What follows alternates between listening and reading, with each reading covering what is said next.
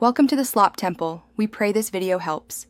You start by drawing two chords because their perpendicular bisectors intersect at the center. First, draw a chord anywhere across the circle. Make it long enough so measurement is easy. Once done, draw a second chord that is not parallel to the first. That avoids ambiguous intersections.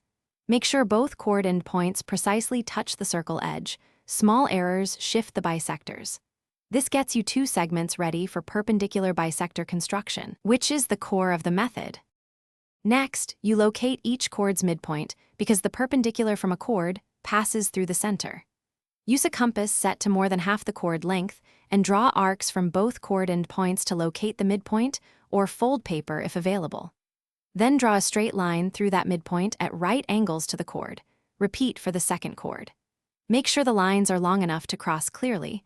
Small angular error here affects where they meet. Finally, you mark the intersection of the two perpendicular bisectors. That point is the circle center because every chord's perpendicular bisector passes through the center.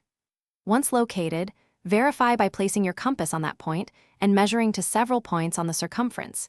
Each distance should match. If distances vary, immediately recheck the chord midpoints and ensure your perpendiculars were precisely drawn. Errors usually come from off mid. Thanks for watching.